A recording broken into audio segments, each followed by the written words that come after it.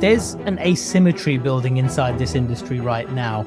The dental groups that have done the foundation work are about to deploy AI and see compounding returns. The groups that have not done the foundation work are about to deploy the same AI and see chaos. It's urgent because operating costs are going up.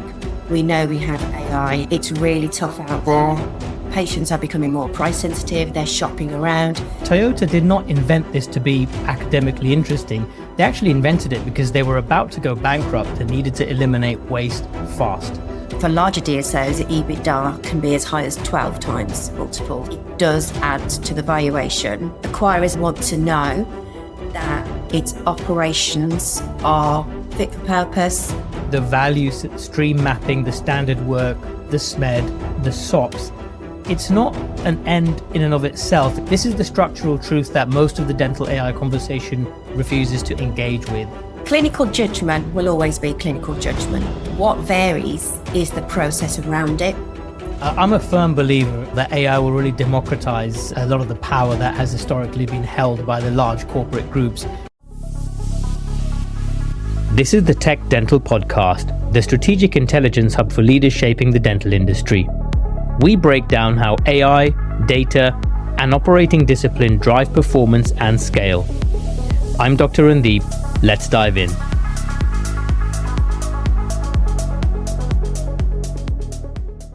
Welcome back to TechDental. Today's conversation is built around a thesis that I think is the single most important argument in dental AI right now. AI is not a strategy. AI is a force multiplier. It multiplies whatever is already there. If your dental business is built on well-designed processes, documented standards, and clean data, AI does not just add capability, it creates compounding, non-linear, structurally unfair growth. But if your business is built on informal, founder-dependent, undocumented operations, AI doesn't fix that. AI amplifies it. Faster mess, louder mess, more expensive mess. The same investment in the same AI tool deployed into two different organizations will produce wildly different outcomes. Today's conversation is about that foundation. My guest today has spent her career building it. Ravinder Notra is the founder of Sigma Smile. She is a Lean Six Sigma black belt with 15 years of experience applying structured operational methodology across multiple sectors.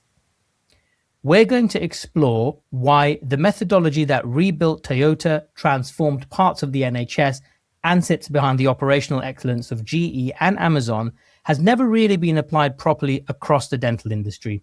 Ravinder, welcome to TechDental. Thanks, Randeep. Excited to be here, and thank you so much for having me. I'm really excited to talk about my favorite subject, Lean Six Sigma. Ravinder, most dental practice owners have never really encountered this methodology. Forget the theory for a moment. What does Lean Six Sigma actually do to a dental practice in the first 30 days? Wow, it can transform it completely. So if we take Lean, so Lean is a methodology and it was brought about in the 1950s from Toyota. And this methodology, or the core principle of Lean, is producing only what you need for the customer or the patient and when they need it. So this is about stripping out all the wasteful activities, such as complaints, rework, motion movement, doing more than you need to do, and really focusing on what the patient actually needs. So the value adding piece of when a patient comes into your dental practice is when they are receiving clinical treatment. So when you deliver a treatment, you can go for a hygienist appointment. With one hygienist, it can take 20 minutes. The very same procedure can take 40 minutes. So that's variation. And if you reduce variation, you increase capacity. Increasing capacity means then you can increase revenue and profit. It's urgent for a couple of reasons. Now, from my point of view, it's urgent because it's really simple to implement. And you can implement some new ways of working after this podcast. And you have revenue leaking out of your practice which you are not aware of. And the reason it's urgent is because dental practice owners quite often see two problems. They don't have enough patients, so they're spending a lot of money acquiring new patients, or they have a revenue problem. So they look to make maybe staffing cuts or look at the operation, go to the more obvious ones. But actually, in a recent case study that I worked on, what I found was they were leaking revenue from right underneath their nose. And it's urgent because operating costs are going up. We know we have AI, and I'll talk about implementing that correctly. It's really tough out there. Prices, patients are becoming more price sensitive. They're shopping around. So implementing Lean and Six Sigma could be the difference between whether you stay in business or not. And on that, also, it's really important for groups who want to scale up efficiently, because actually, the more we scale up, you should start to experience economies of scale. It shouldn't be the other way around. And by implementing these principles, you will achieve that, and your output will be way more than a single practice because you're able to exercise those economies of scale. You came into dentistry from cross-sector corporate operations. What struck you first when you looked at the dental industry through the lens of Lean Six Sigma? And what made you confident that the methodology would transfer cleanly into a dental environment? That's a really good question. And I'm actually quite fortunate because I have had quite a varied career. So I worked at John Lewis for 20 years, and I started my career actually on the operations side and with people. So managing and leading teams, being commercial and very operationally focused. So that was the base of my career. After that's when I moved into doing Lean and Six Sigma. Having the people side actually really has helped me to do a much better job. And the reason I say that is you can't run a dental practice without a good team and people behind you. We can talk about that as well. But what I do want to talk about is John Lewis. They have a core principle, which is called Principle One, and that's about the happiness of the team. So that's one thing. But what John Lewis do have is a really strong operational infrastructure. So even 20 years ago, every single document lived on something called a retail support desk.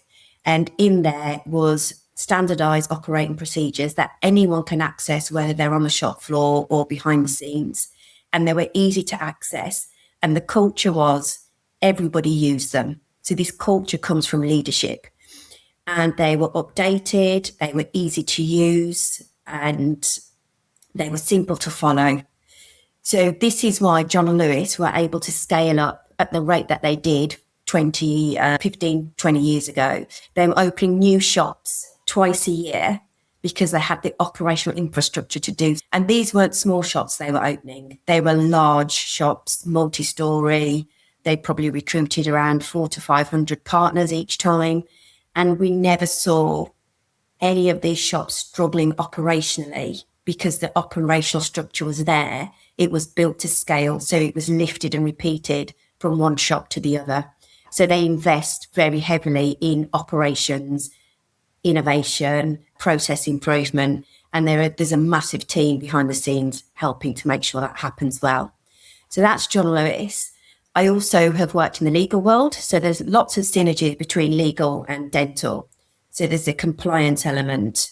Legal, I'd probably say 5 to 7 years, if not more, ahead of the dental world. So they are flooded at the moment with so many AI tools. It's amazing.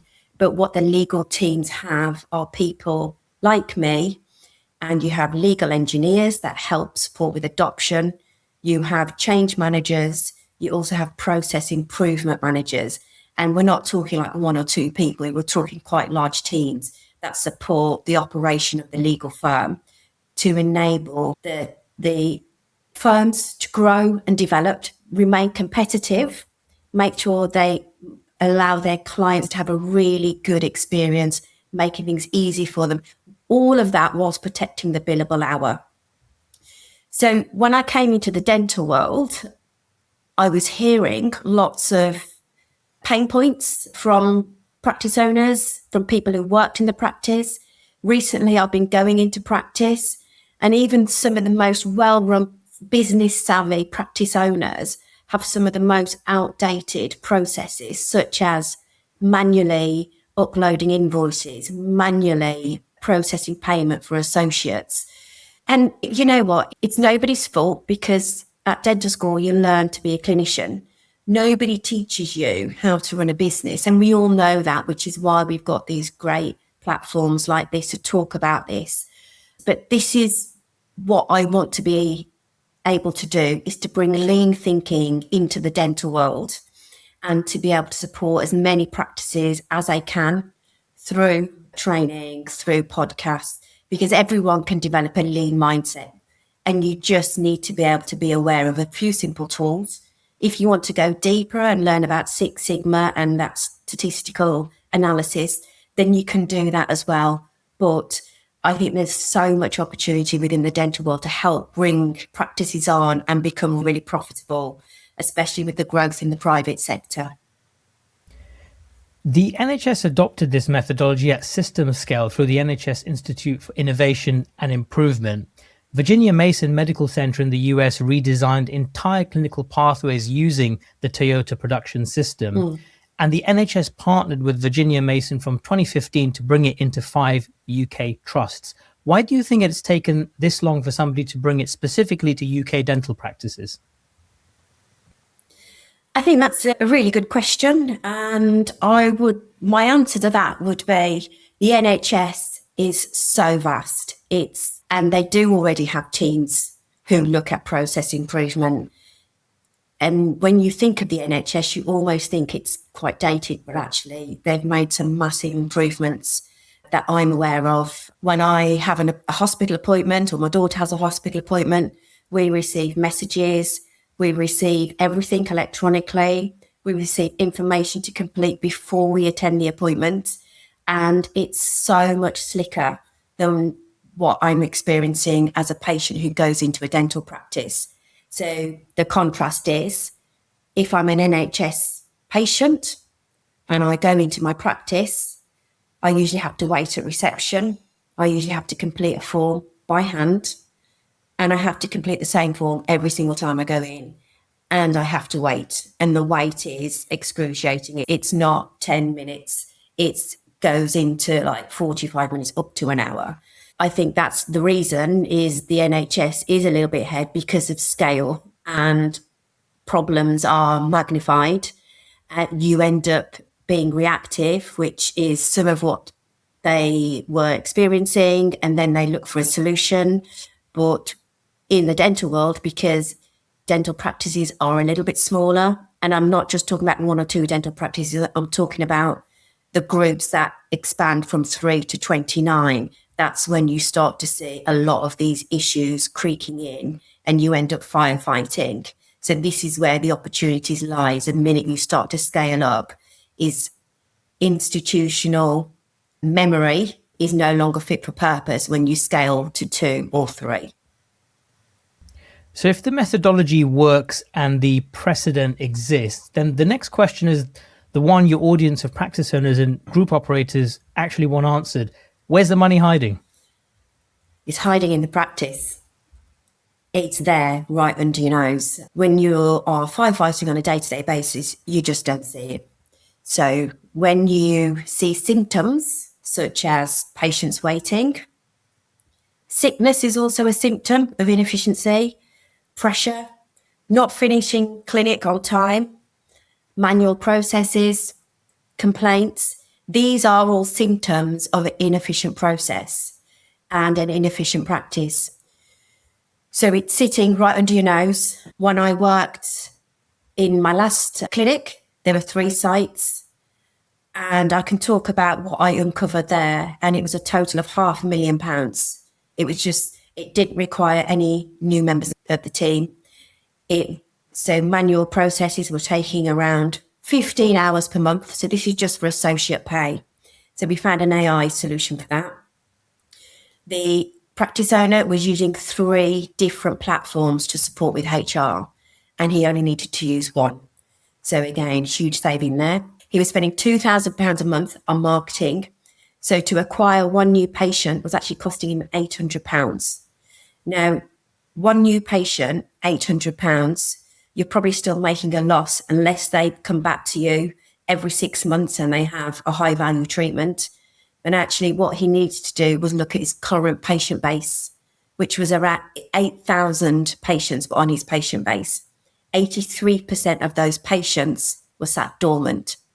Now, if he re-engaged with the recently lapsed base, which was around 1,600 patients, just 10% of those coming back meant an additional £57,000.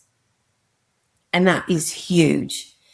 So that's just 10%. And other processes where that were falling down. So he'd invested in new reception AI. And he was really pleased with it. He said, it calls customers for me, it sends out text messages, it recalls them. So I actually went in and tested it and it didn't do any of those things. And he wasn't aware. So I am his patient. And I said, that's really strange because I haven't received any calls. So when he went in and tested it, it wasn't working for him. So what he thought he bought into and what it was delivering were two completely different things. So huge learns there, and it was really eye-opening. What I'm hearing is the all too common story that the owners are simply just too busy. They're clinical, they're wearing all the hats, and I guess they can't see all of this happening under their nose. Yeah. So let me push on procurement specifically, because this is one I hear from group operators all the time, and almost none of them know the scale of it. For a dental group running multiple sites, what does procurement overspend actually look like at the operational level, and why does it persist unnoticed for years? So again, I think it's one of those tasks that goes under the radar because you are firefighting and you're saying, I don't have time to look at my process. So if you say that, that means your processes are already broken. It means you have a problem. And it also means you need to prioritize looking at your processes internally. So procurement is a really good example. So the last case I worked on, the team across sites were ordering based on intuition. Oh, I think I need to order some cleaner from Amazon, or I think I needed to order some additional, tissues. So there was no system in place, and everybody ordered from each practice depending on what they thought they needed. So they weren't exercising any kind of agreement with Amazon. They weren't even on a business account. There was no looking at economies of scale. Let's order in bulk and bring the price down. There was no system in place. So as a result, some of the items they ordered, when I did a quick check, they were available 49% cheaper from somewhere else because there was no check put in place. There was no budget. So each site independently was spending £32,000 a month. And the owner said, oh, I actually thought they only spent around 15,000. So not having a budget, not even having a baseline, no standard operating procedure around when to order and how much you should be spending. And actually, AI can help with that. So AI can do a search of the web for you. But if you have your standards in place first, then AI can do a really good job and ensure that you're ordering from the best place with the best price as possible. And the same goes for clinical items too. So he used one main supplier for 90% of his clinical items. And he had used them for a number of years and he'd never had a conversation with them around price. He said, I know they are charging me more than they used to, but I haven't got time to look at that. So if he had spoken to them and I spoke to them on his behalf, they immediately agreed to a 5% reduction in the overall cost of procurement, which was huge for him. And in fact, it would have paid for another full-timer who could just focus on looking at procurement, but that saving was huge for him. Another big issue is unactivated treatment value, because this is something that every dental owner understands intuitively. They know they have patients sitting in their database who said yes to a treatment plan and never came back. But knowing it exists and being able to actually recover it are two different things. What does Lean Six Sigma methodology do to surface and recover that value?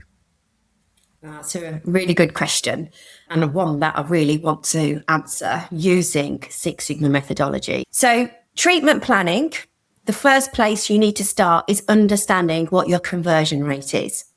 So, anything that you look at, whether it's Lean or Six Sigma, you need data. Data is your starting point. So, you won't know if you've improved anything unless you have a baseline. So, the first thing you need is data. And just on that, you need to ensure you have good data in your practice across a number of KPIs as your starting point, and you need to be looking at them on a regular basis. So that's really important. You need to see what is happening in your practice day in, day out, and you need to have some key metrics in your mind that you can reel off straight away. So you need your mind to be thinking in that commercial space. So with regards to treatment value, start off with a baseline and map the process. So my patient comes in, they come through to the room. I am talking to them about their clinical treatment. I do the treatment plan, and then I speak to the patient. So once you map that process out, and it's a really good idea to not just do it by yourself, do it with a couple of members of your team. And if you have a really good relationship with a patient, try and ask them, right, this is the process. Where in the process did you start to lose interest? When did you go to somebody else? Because you seemed really engaged when I spoke to you when you were in the chair. And I felt like you really wanted to go ahead. And then the patient leaves, and then we know what happens then. Quite often they go quiet. So they might go to somebody else. They might lose interest. What is the follow-up that we have done as a practice? What else do we need to give them?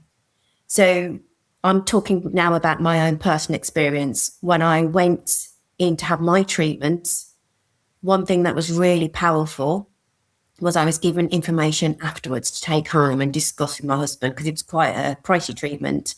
And my practice phoned me a couple of times with any questions that I had. But the key thing is with this one is if they haven't booked them in for the next treatment, we know we lose them as well. But I'm giving you solutions based on what I think. This is only from experience, but for everyone it's different. So when you map out the process from start to end, you start to see straight away the points at which you can lose your patient. And then you creatively think, actually, what else can we do? Let's implement another touch point here. Let's see if we can give the patient something to take away with them. Let me see if I can do a follow-up call with the patient within 24 hours. So you have a new process, which is brilliant. Now, try that for a few weeks and see if your treatment conversion rate goes up. And if it does, great, you can keep building on that.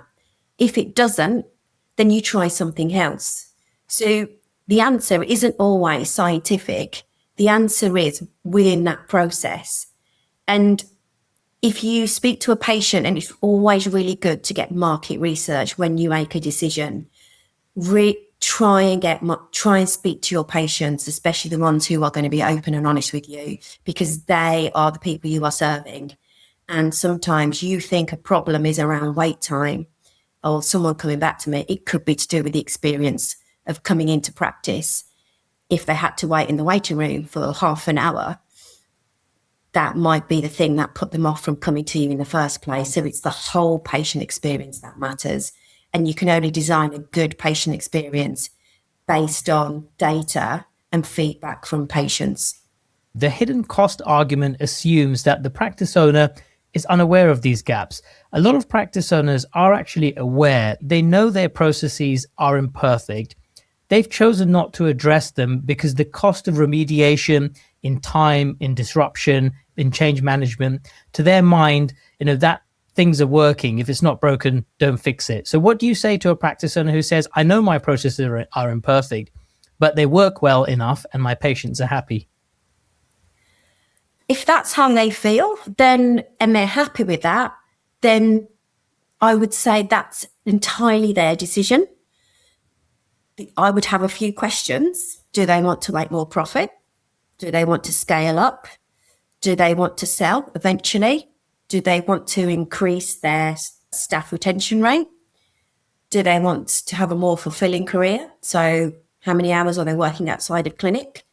And it's about mindset, and it's about seeing the opportunity and whether you want to take that or not. And if they're saying their patients are happy, how do they know that? How often do they speak to their patients around their experience?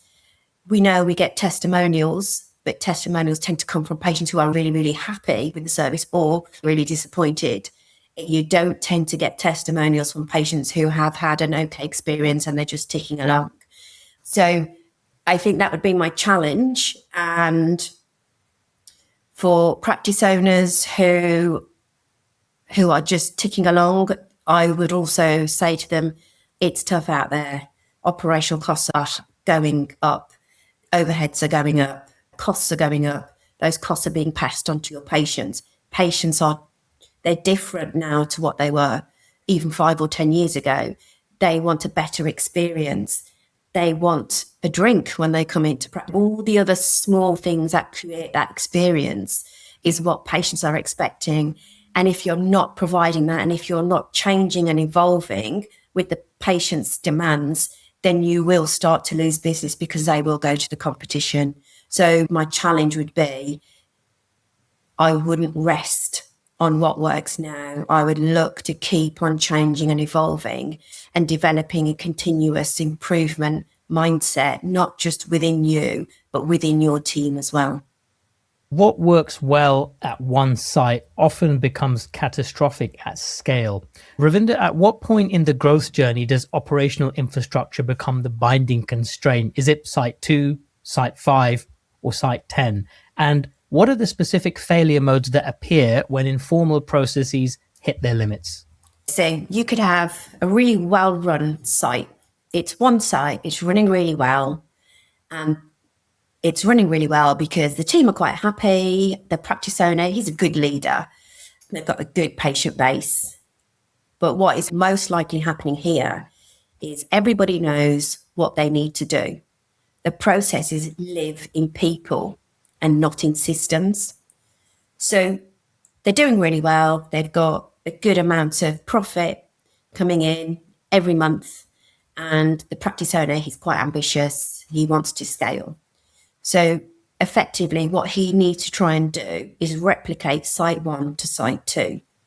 Now, if everything is living in people's memory, he opens up site 2, you will start to see the operations creak and slow down. So he might send some people from site 1 to site 2 to help and support and train. Now, site 3 opens, and that's when you really start to see the operational infrastructure start to creak, because it's spreading that knowledge through people. And when you spread knowledge through people, it becomes inconsistent and you start to see variation set in. The patient experience will start to feel different, and you will then start to see site 3 bottlenecks. It's not as profitable. And quite often, it's always within the processes. So when groups then want to scale from 3 to 29 sites is where I see these problems occurring, and growth starts to halt or sometimes even goes back. They might even start to close a few sites. Once you get to site 30 or more, you have a good infrastructure set up. You start to invest in support functions. You start to invest in, you might have a centralized HR function. You might have a centralized procurement function. So it starts to run quite nicely.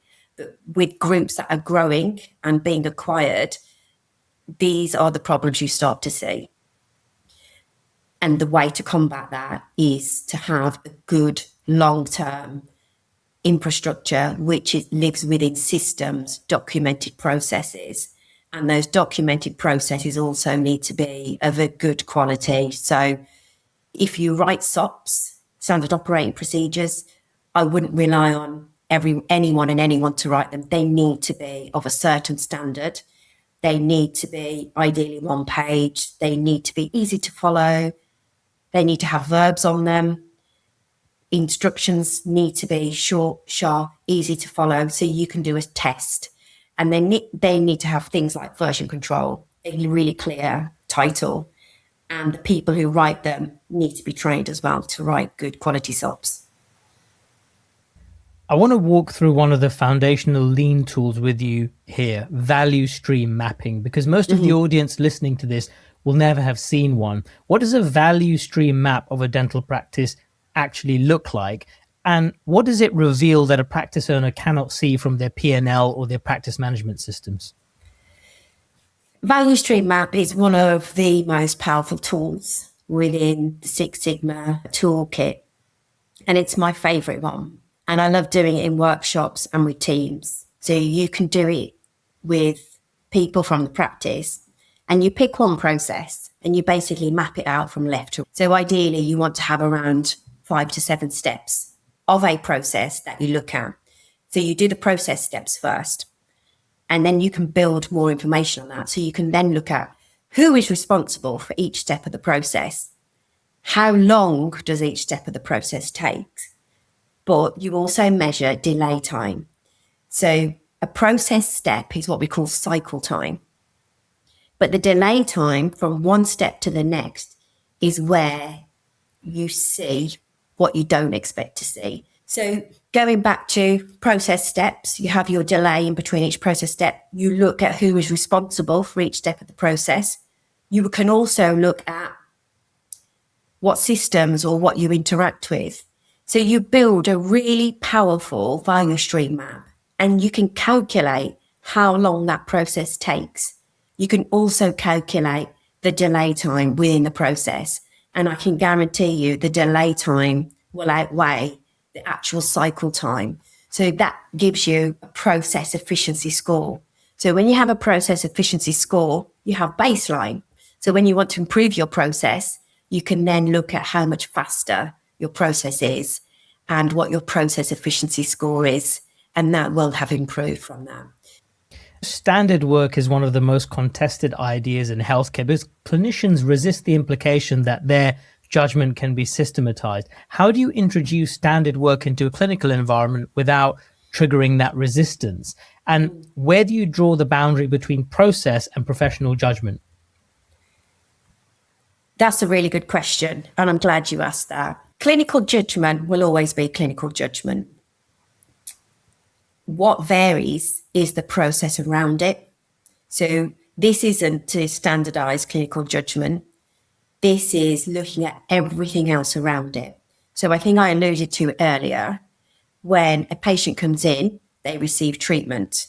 So the actual clinical time and the focus on that is left to the experts. Yes, there are AI tools to support them, such as X-ray, Pearl AI. I know they identify caries for you, which help support you, but that the decision and the judgment comes from the clinician. However, the process around it creates variation. So if I'm a patient and I'm going in to see my dentist and I see one doctor and then I see another one, but I'm receiving the same treatment, my treatment time can vary. So it can vary from 30 minutes with the first one to 45 minutes with the second one. So one doctor might have everything prepared beforehand. So he might look at all the clinical notes first thing in the morning. The nurse will prepare the tray for them. The turnaround time of the one patient leaving to the next patient coming in is really quick. The patient knows why they're receiving treatment. He's asked all his questions beforehand. So he has come in, received his treatment in 30 minutes. When he goes to the second doctor, all of those other tasks are performed whilst the patient is in the chair. So you can actually increase your capacity by 50% if you plan your tasks beforehand to reduce variation, but the clinical judgment will remain. Yeah, I think that's a really critical distinction. And AI always has decision support. A lot of clinicians, when they hear standardization, they immediately think you're standardizing us. But actually, what you alluded to is really powerful, that it's the processes around that clinical decisions where the standardization comes in and shows its true power. Walk us through SMED, because I found this really fascinating. In our pre-call, we had a discussion around this and F1, and I'm an F1 fan, and I know a lot of our listeners who are high performers and they're into their F1. Can you walk us through SMED? And specifically, can you translate it into what a dental group should be doing differently on a Monday morning? Yeah. So I love talking about SMED, and it's the one tool actually from the Black Belt Toolkit that I use over and over again. And I really want to be able to empower practice owners to use this too. So SMED stands for Single Minute Exchange of Dies. Now, this again from the 1950s originated from an engineer called Shigeo Shingo. So he was looking at the Toyota production line and he was making some observations. So what he said was, when we stop the production line, the machine is down, so we are losing revenue. And then when the production line is back up and running, we're good. We're generating work and we're creating money. What he then questioned was actually, when the machine is down, what are the tasks that only need to be done when the machine is down versus all the other tasks that we do? Can they be transferred to when the machine is running? So the machine is down, those are the internal tasks. And then when the machine is running, they're called external tasks. So what can you do in advance to prepare for that? So if we make that come alive with Formula One, so you may have come to conferences and seen Formula One, and you see a picture of lots of mechanics around a car, and it's usually presented to you as this is great teamwork. But actually, there's way more magic behind that picture than you realise. So if we go back to the 1950s, Formula One car tyre change took from 30 seconds to 4 minutes. Now, 4 minutes is when something went wrong, and quite often something did go wrong. So what was happening there was when they were changing the tyre, they were going to get the tyre, they were fumbling around, they were probably getting in each other's way, and they were pulling things out of a toolbox, which wasted time. So today, the tyre change now takes 2.4 seconds. So they have applied SMED. So what they did was split out all the tasks that have to happen when it comes to a tyre change, such as the external tasks are now, I need to get my tools out of my toolbox and I'll get them ready. I need to make sure I've got the exact tyre in position, ready to go. So this shaved off seconds of that process. They have way more mechanics, but each mechanic has one job to do. And it's been rehearsed and rehearsed hundreds of times. So when the car comes in, they are only doing internal tasks. All the other tasks are done before the car comes in and is still running. So internal tasks are those that can only be done when the car has stopped. External tasks are those that can be done whilst the car is running. So that's how they've gone from 4 minutes to 2.4 seconds. So in the dental world, you can apply this, believe it or not, and you can apply it in very different areas of your practice. You can apply it to reception, or you can apply it to the dental chair. So you could think of your chair as your carpet. So the patient comes in. When the patient's in the chair, you are generating money. When they leave, if you like, you're losing money. So you need to keep that chair occupied for as many hours of the day possible. So what you can do is think of all those tasks that you do when the patient is in the chair that can be transferred to outside of when the patient arrives. So tasks like talking to them about their treatment, preparing the tray, bringing up their notes, having a chat with them, looking for the right shade of composite, for example. So all of those things can be prepared for in advance. And there is a few clinics who do that first thing in the morning. They look at all their patients for the day. They read all of their notes. They prepare everything they need in advance. So when those patients come in, it's quick, it's efficient, it's still a really good service because patients are time sensitive. But what they do, they don't not do those tasks. They do them in advance. So sometimes a nurse can do them, sometimes a receptionist can do them. And it's what happens 48 hours in advance of them arriving in practice to what happens in the chair to when they leave. So that means I could talk about this in a moment, your tack time or your turnover of patients is higher, you're doing more treatments and you're utilising your chair time in a much more profitable way. I love that. I think I'll never look at F1 or dental business the same way again. That's been fascinating. Ravinder, most practice owners, they think about operational improvement in terms of cost savings, money recovered, time saved. But for a DSO operator or a group founder preparing for exit, the arithmetic works completely differently. Every pound of EBITDA you add through process improvement does not add a pound to your valuation, it adds the exit multiple. And the operational improvement itself can shift that multiple because a business with clean, documented, auditable processes presents a lower integration risk to a buyer than one that runs on the founder's institutional memory. How should a DSO operator or a group founder be thinking about operational improvement as a capital strategy rather than as a cost management exercise? Yeah, that's a really good point, and one that I think needs to be discussed more and more. So for larger DSOs, the EBITDA can be as high as 12 times multiple. So acquirers now want more information, and we've seen that recently. They want to know that its operations are fit for purpose, they're documented, they also combat risk.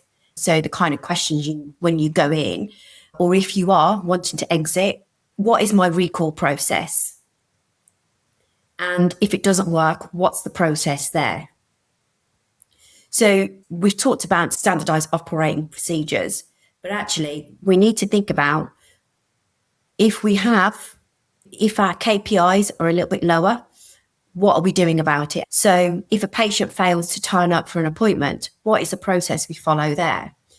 Is there a culture of continuous improvement? Is there a culture of a stable team who are making suggestions to improve the operations? Because some of these processes you can't see in the P&L, they're hidden. And unless you are actively going in asking those kind of questions, they can very easily be overlooked, and they can be measured in lots of different ways. Like I said, staff turnover, patient feedback, what KPIs you have in place, but also how do you access your KPIs? Do you have a dashboard that you use? How aware are your team of some of your KPIs, such as cancellation rates, the recall rate, patient treatment conversion, and what is the follow-up there if KPIs are not performing as to where they should be? Everything you've just described, the value stream mapping, the standard work, the SMED, the SOPs, the operating architecture, it's not an end in and of itself, it's the foundation. And the AI technology that sits on top of this foundation, when it's built properly, is where the industry is about to be radically reshaped. The dental sector is currently in a phase where AI technology and tools are being sold on features, not workflow fit. For example, a booking AI deployed into a booking process that has never been mapped will automate the inefficiency rather than resolve it. A clinical documentation tool deployed into a workflow with no quality control will accelerate the production of inconsistent records. And an AI receptionist deployed into a practice where nobody can actually articulate what good patient triage looks like will scale the wrong triage at full volume. This is the structural truth that most of the dental AI conversation refuses to engage with. As I said earlier, AI is not a strategy. AI is a force multiplier on the operating model you already have. And the operating model you already have is the variable that decides everything.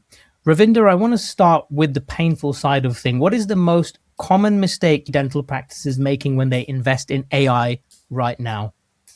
So I think that one of the mistakes is you hear about these new AI tools, or you go to a trade show and you're blown away with some of the new AI tools that are out there.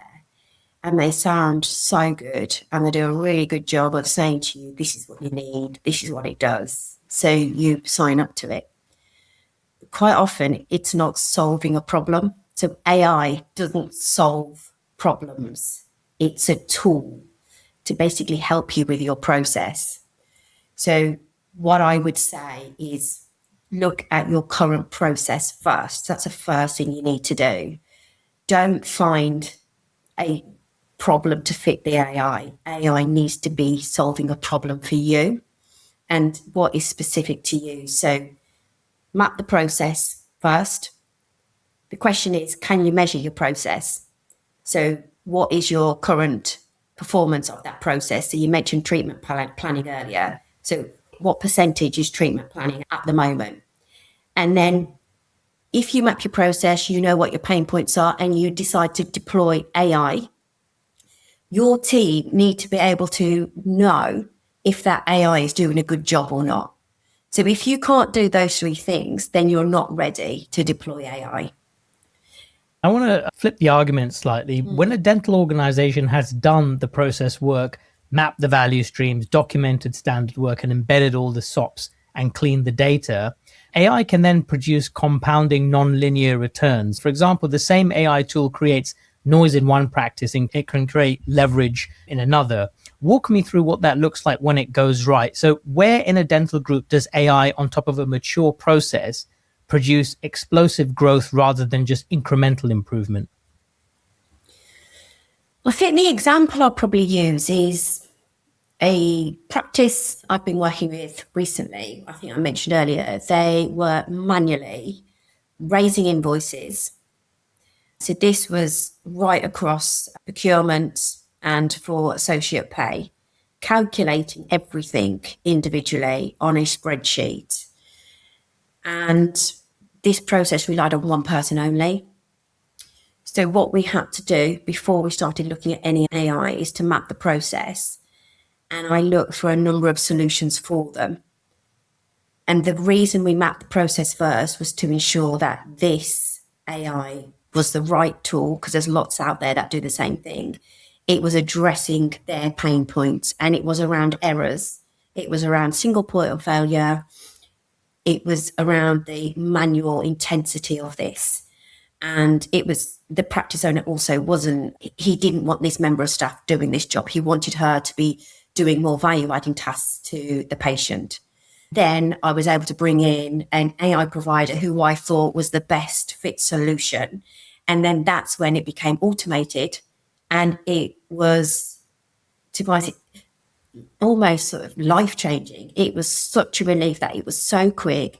Removing the spreadsheet, it was embedded into the system, and it was visible to everyone else in the practice. So if the practice owner needed visibility on any of his associates, it was easy for him to find. It wasn't even on his radar before, because this knowledge and this process was sat within this one individual who had spreadsheets on her personal drive, which again is a compliance issue.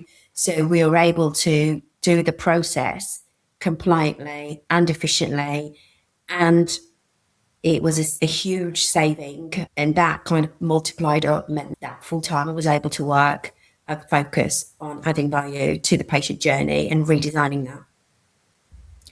And let me push you on something that I think most of the audience will not have considered. There's an asymmetry building inside this industry right now. The dental groups that have done the foundation work are about to deploy AI and see compounding returns. The groups that have not done the foundation work are about to deploy the same AI and see chaos.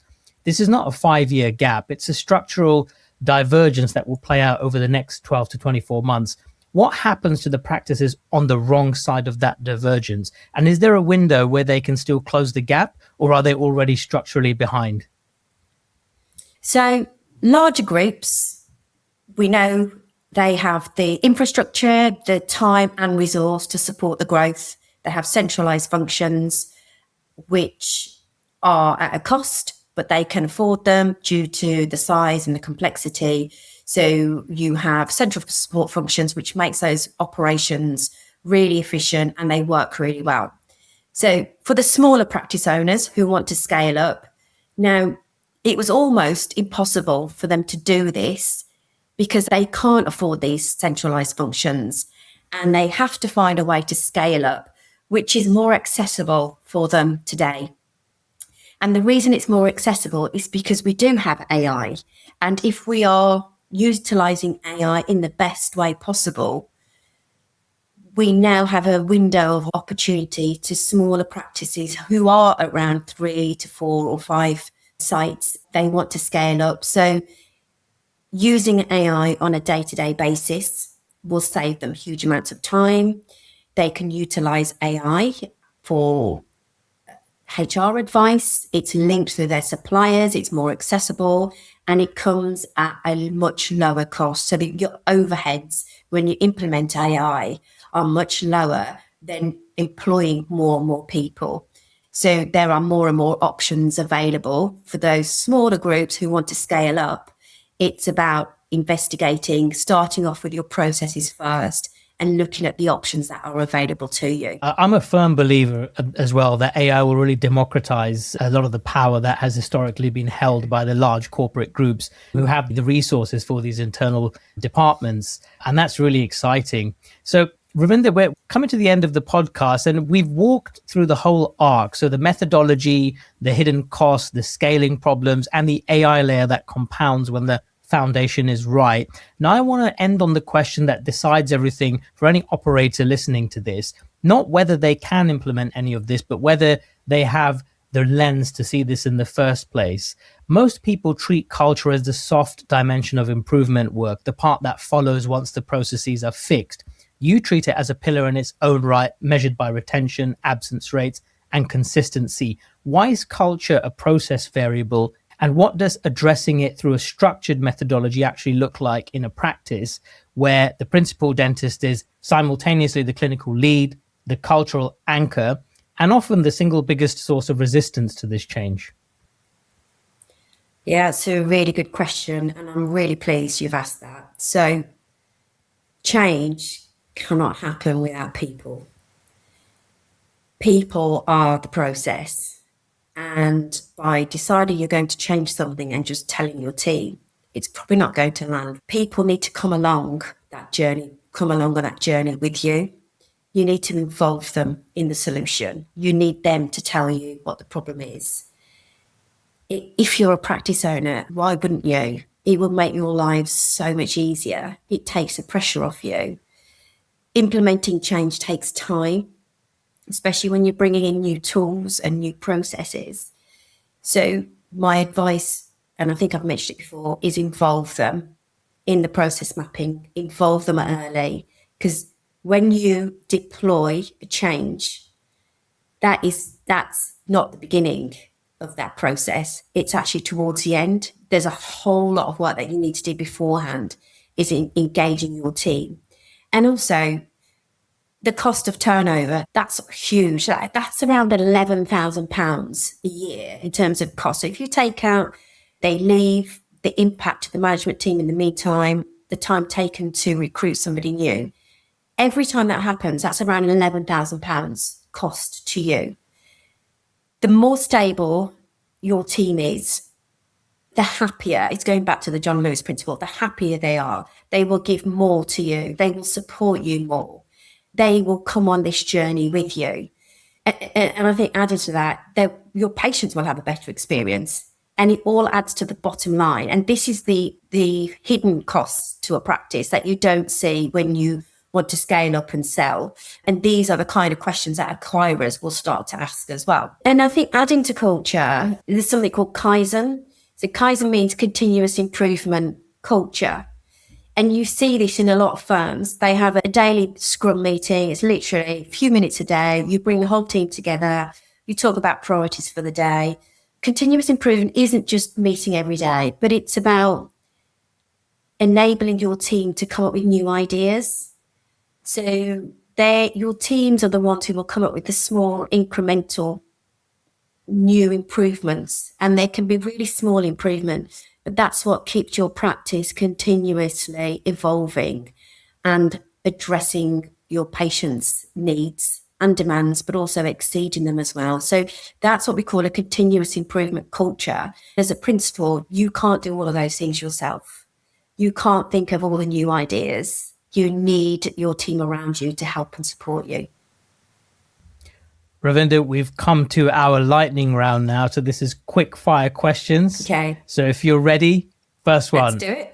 One Lean Six Sigma tool that every dental practice could implement tomorrow with very little budget and no consultant. So I'd say tact time. I haven't actually spoken about it, but I'll give you a quick definition of what this is.